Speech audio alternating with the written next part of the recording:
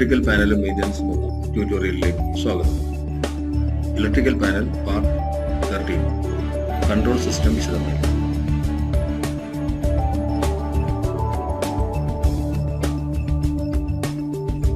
Electrical പാനലുകളിൽ വിവിധ ഉപകരണങ്ങൾ install ചെയ്തിട്ടുണ്ട്. അവയിൽ ഓരോന്നിനും പ്രത്യേകം കൺട്രോളുകളും ആവശ്യമാണ്.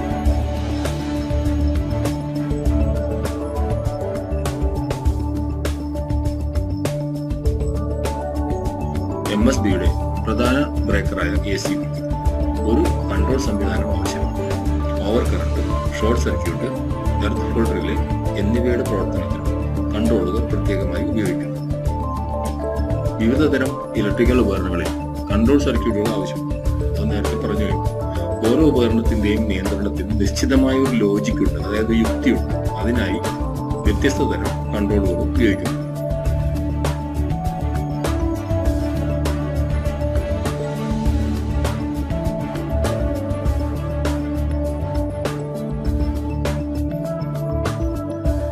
കൺട്രോൾ സർക്യൂട്ടുകൾ വളരെ ലളിതമാണ്, പക്ഷെ അത് എങ്ങനെ പ്രവർത്തിക്കുന്നു എന്നറിയില്ല എങ്കിൽ അത് സങ്കീർണമായതാണ്. സ്കീമാറ്റിക് ഡയഗ്രം ശരിയായി മനസ്സിലാക്കിയാൽ കൺട്രോൾ സംവിധാനം എളുപ്പമാണ്. കൺട്രോളിൽ ഒരു ഡയഗ്രം ഉണ്ടാവും, ആ ഡയഗ്രം ശരിയായിട്ട് മനസ്സിലാക്കി കഴിഞ്ഞാൽ എളുപ്പമാണ്.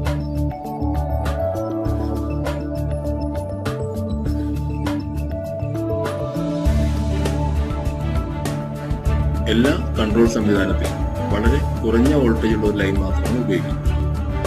സാധാരണയായി കൺട്രോളിൽ ഉപയോഗിക്കുന്നത് 60 വോൾട്ടിന് താഴെയുള്ള AC അല്ലെങ്കിൽ DC ആണ്. ഇത് മനുഷ്യർക്ക് ഹാനികരമല്ലാത്തതിനാൽ എളുപ്പത്തിൽ ഉപയോഗിക്കാനാവും.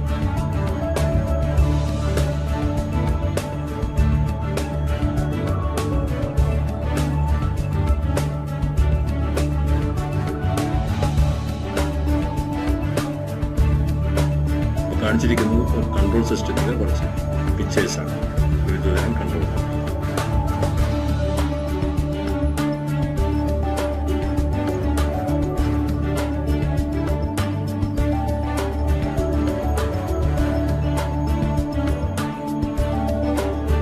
സർക്യൂട്ടുകൾ എന്താണ്, അത് എങ്ങനെ പ്രവർത്തിക്കുന്നു, എങ്ങനെയാണ് അത് രൂപകൽപ്പന ചെയ്യുന്നത്, ഡിസൈൻ ചെയ്യുന്നതെന്ന് ഞാനിവിടെ വിശദീകരിക്കുന്നു. ഒന്നാമതായിട്ട് കൺട്രോൾ സംവിധാനത്തിൽ ഉപയോഗിക്കുന്ന മെറ്റീരിയൽ എന്തെല്ലാമാണെന്ന് അറിയേണ്ടതുണ്ട്. സാധാരണയായി ഉപയോഗിക്കുന്ന എല്ലാ പാർട്സുകളുടെയും വിവരങ്ങൾ ഇവിടെ നൽകി.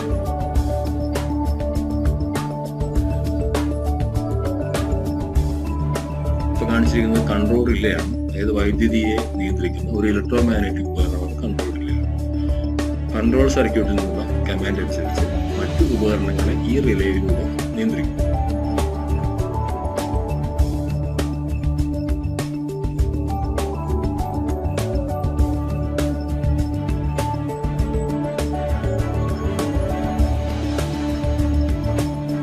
കോണ്ടാക്റ്റിലൂടെ വരുന്ന വൈദ്യുതി നിയന്ത്രിക്കുന്നതിന് റിലേക്കുള്ളിലെ ഒരു സ്വിച്ച് തുറക്കുകയും അടയ്ക്കുകയും ചെയ്യും.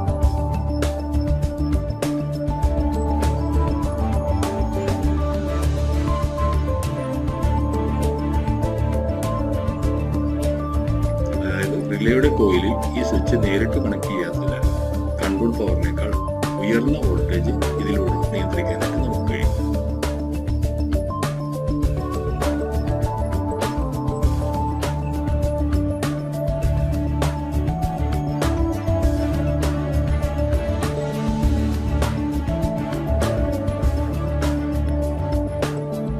കൺട്രോൾ റിലേയുടെ ഒരു സർക്യൂട്ടാണ് ഇന്റേണൽ സർക്യൂട്ടാണ് ഇവിടെ കാണിച്ചിരിക്കുന്നത്. ഇതിൽ കണ്ടാൽ അറിയാം കോയിലിലേക്ക് വരുന്ന വൈദ്യുതി പ്രത്യേകമാണ്. അതുപോലെ തന്നെ കോണ്ടാക്റ്റിലേക്ക് വരുന്ന പവർ അല്ലെങ്കിൽ ലോഡ് വരുന്ന പവർ അത് ഇതുമായിട്ട് യാതൊരു ബന്ധവുമില്ല, പ്രത്യേകിച്ച് കാണാൻ കഴിയും.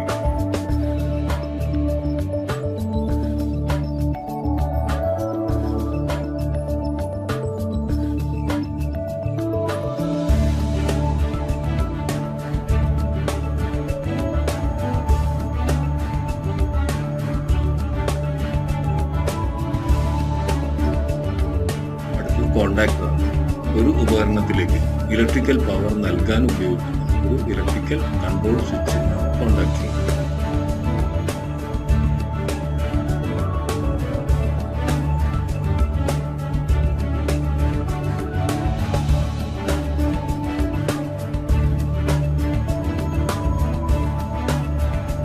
കോണ്ടാക്ടറുകൾ രൂപകൽപ്പന ചെയ്തിരിക്കുന്നത് കുറഞ്ഞതും ഉയർന്നതുമായ ഉപകരണങ്ങളിലേക്കുള്ള കൺട്രോൾ സർക്യൂട്ടിൽ നേരിട്ട് പവർ ബന്ധിപ്പിക്കാൻ.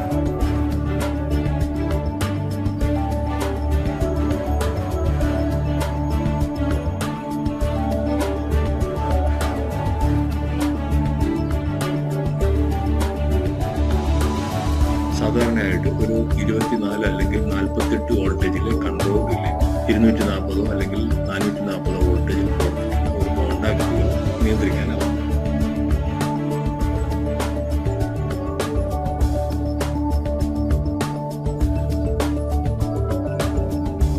സാധാരണയായി ഒരു കോണ്ടാക്റ്റിൽ അതിന്റെ പവർ കോണ്ടാക്റ്റുകൾ ഒഴികെ 1-2 ഓക്സിലറികൾ ഉണ്ടായിരിക്കും.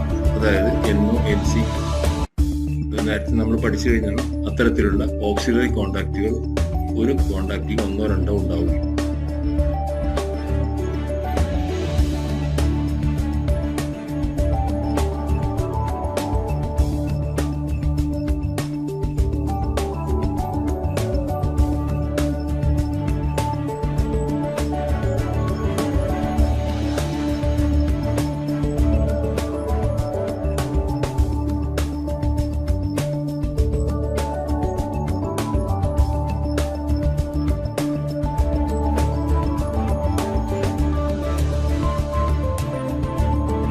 സർക്യൂട്ടിൽ കൂടുതൽ NO-NCകൾ ഉപയോഗിക്കേണ്ട വരുമ്പോൾ അതിനൊരു ആഡ് ഓൺ കോണ്ടാക്ടേഴ്സ് ഉപയോഗിക്കുന്നു. ഒരു ബ്ലോക്കിൽ NO-NC മാത്രമേ ഉണ്ടാവുള്ളൂ. 2-3-NC ഇങ്ങനെ 4 ബ്ലോക്കുകളുള്ളൂ. അത് ഈ കോണ്ടാക്ടറിൽ നമുക്ക് കണക്ട് ചെയ്യാൻ കഴിയും.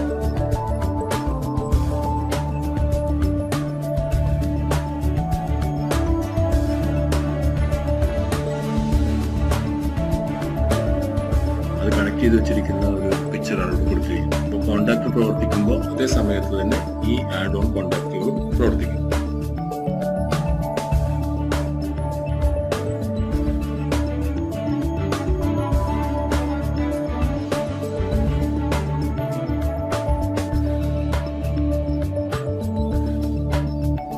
അടുത്തത് ഓൺ ഡിലേ ടൈമർ അല്ലെങ്കിൽ ഓഫ് ഡിലേ ടൈമേഴ്സ് ആണ്. ഒരു കൺട്രോൾ സർക്യൂട്ടുമായി ചേർന്ന് പ്രവർത്തിക്കുന്ന വിവിധതരം ഔട്ട്പുട്ട് ലഭ്യമാക്കുന്ന റിലേയുടെ ഒരു ഇലക്ട്രോ മെക്കാനിക്കൽ രൂപമാണ് ഈ ടൈമർ.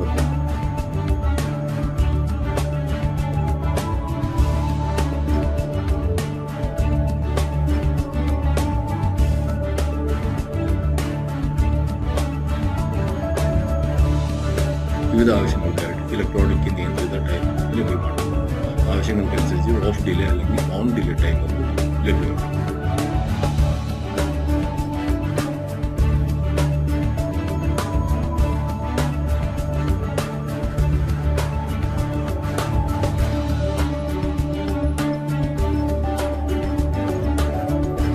കൺട്രോൾ സർക്യൂട്ടിൽ വൈദ്യുതി ഓഫായ ശേഷം ഒരു ഉപകരണം പ്രവർത്തിപ്പിക്കാൻ സിഗ്നലിന് ആവശ്യമുണ്ടെങ്കിൽ ഓഫ് ഡിലേ ടൈമർ ഉപയോഗിക്കും. അതായത് സർക്യൂട്ട് ഓഫായതിനു ശേഷമായിരിക്കും ഈ ടൈമറിൽ നിന്ന് ഒരു സിഗ്നൽ പോകും.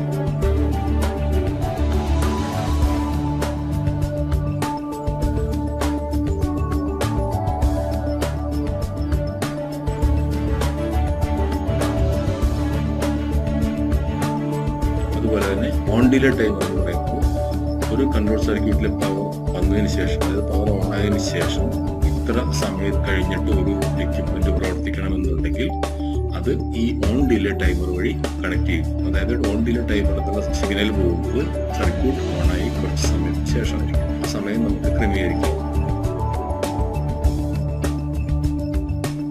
ഇത് അണ്ടർ വോൾട്ടേജ് അല്ലെങ്കിൽ ഓവർ വോൾട്ടേജ് റിലേ ആണ്. ഈ റിലേയുടെ കോയിൽ വരുന്ന വോൾട്ടേജ് ഒരു നിശ്ചിത അളവ് നമ്മൾ ഇതിനകത്ത് ഡിസൈൻ ചെയ്തിരിക്കുന്ന സെറ്റ് ചെയ്തിരിക്കുന്ന അളവെ താഴെയോ കൂടുതലോ വെക്കും. ഈ റിലേ പ്രവർത്തിക്കാൻ തുടങ്ങും. അതായത് ഈ റിലേ കട്ട് ഓഫ് ചെയ്യും. അത് വോൾട്ടേജ് കുറയോ കൂടുകയോ ചെയ്യുമ്പോൾ ഉപകരണങ്ങൾക്ക് നാശം സംഭവിക്കരുത്. ഓവർ വോൾട്ടേജ് വന്നാലും ഉപകരണങ്ങൾ കേടായി പോകും. അതേപോലെ തന്നെ അണ്ടർ വോൾട്ടേജ് വന്നാലും ഉപകരണങ്ങൾക്ക് കുഴപ്പമില്ല. അപ്പം അതുകൊണ്ട് നമ്മൾ സെറ്റ് ചെയ്തിരിക്കുന്ന ഇത്ര അണ്ടർ വോൾട്ടേജ് അല്ലെങ്കിൽ ഇത്ര ഓവർ വോൾട്ടേജ് വേണം. ആ സെറ്റ് ചെയ്യുന്ന വോൾട്ടേജിൽ കൂടുകയോ കുറയുകയോ ചെയ്തു കഴിഞ്ഞാൽ അപ്പോൾ തന്നെ ആ സിസ്റ്റം ഓഫ് ആവുകയും ആ എക്യുപ്മെന്റ് പ്രവർത്തന രഹിതമാവുകയും ചെയ്യും.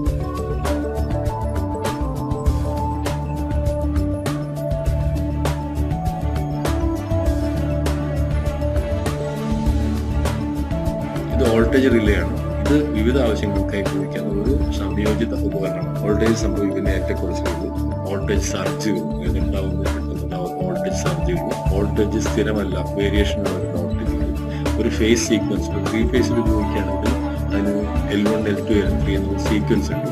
ആ സീക്വൻസ് ചേഞ്ച് ആയി വരികയാണെങ്കിൽ ഇതും ഈ വോൾട്ടേജിൽ പ്രവർത്തിക്കുകയും അതിനോടനുബന്ധിച്ചുള്ള എല്ലാ ഉപകരണങ്ങളും സ്റ്റോപ്പ് ചെയ്യുകയും ചെയ്യും.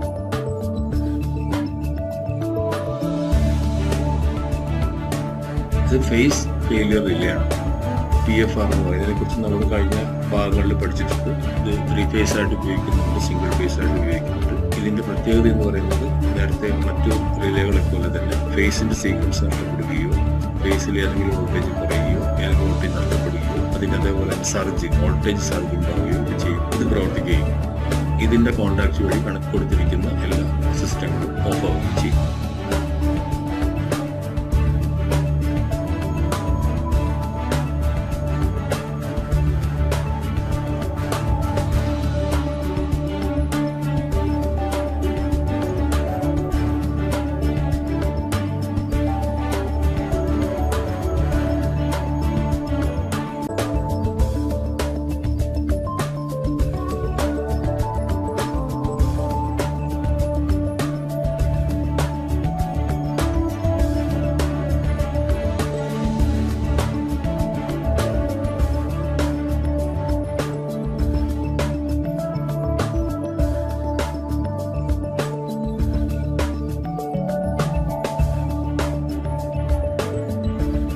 അടുത്തത് കൺട്രോൾ സിസ്റ്റത്തിൽ ഉപയോഗിക്കുന്ന മറ്റു ഘടകങ്ങളെ കുറിച്ചാണ്. ഒരു കാണിച്ചിരിക്കുന്ന 2 പുഷ് ബട്ടൺസ് ആണ്, ഓൺ അല്ലെങ്കിൽ ഓഫിന് ഉപയോഗിക്കുന്ന പുഷ് ബട്ടൺസ്.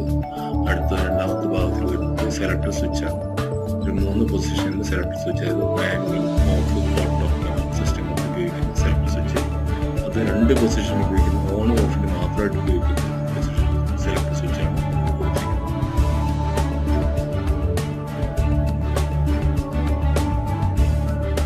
പിന്നെയുള്ളത് എമർജൻസി സ്റ്റോപ്പാണ്. ഒരു സർക്യൂട്ടിൽ കൊടുത്തിരിക്കുന്ന ഏതെങ്കിലും സിസ്റ്റങ്ങൾ പെട്ടെന്ന് ഓഫ് ചെയ്യേണ്ടി വരികയാണെങ്കിൽ അത് സഡനായിട്ട് ഓഫ് ചെയ്യാനായിട്ടാണ് എമർജൻസി സ്റ്റോപ്പ് ബട്ടൺസ് ഉപയോഗിക്കുന്നത്. അടുത്തത് കേബിൾ ഹോൾഡേഴ്സ്, കേബിൾ ട്രെങ്കിങ്.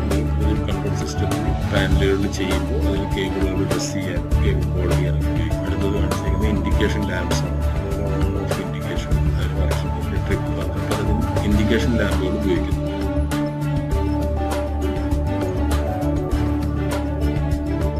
പിന്നെ ഉപയോഗിക്കുന്ന മറ്റു സാധനങ്ങൾ ടെർമിനൽ ബ്ലോക്ക്, സർക്യൂട്ടിലുള്ള പവറുകൾ പുറത്തേക്ക് കണക്ട് ചെയ്യാനും അകത്തേക്ക് ബോർഡിലേക്ക് കണക്ട് ചെയ്യാനും ടെർമിനൽ ബ്ലോക്സ് ഉപയോഗിക്കും. അടുത്തത് ഡിൻ റെയിലാണ്. അതായത് കൺട്രോൾ പാനലിൽ ഉപയോഗിക്കുന്ന എല്ലാ കോമ്പണന്റുകളും ഫിറ്റ് ചെയ്യുന്നത്, അതായത് ഒരു പ്രത്യേക ടൈപ്പ് റെയിലാണ് ഉപയോഗിക്കുന്നത്. ആ ഡിൻ റെയിലിൽ ആണ് എല്ലാ കോമ്പണന്റുകളും ഫിറ്റ് ചെയ്യുന്നത്. എല്ലാ കോമ്പണന്റിൽ വരുന്നതും ഡിൻ റെയിൽ മൗണ്ട് ടൈപ്പ് ആയിരിക്കും. പിന്നെ ഉള്ളത് ഫ്യൂസ് വോൾട്ടറും ഫ്യൂസുമാണ്. സർക്യൂട്ടിലെ പ്രൊട്ടക്ഷനായിട്ട് ഉപയോഗിക്കുന്നത് ഫ്യൂസ് വോൾട്ടറും ഫ്യൂസും. പാർട്ട് 13 ഇവിടെ അവസാനിക്കുന്നു. കൺട്രോൾ സിസ്റ്റം അടുത്ത ഭാഗത്തിൽ തുടരുന്നു. Thank you for watching the tutorial. എല്ലാവരും ഈ ചാനൽ സബ്സ്ക്രൈബ് ചെയ്യും.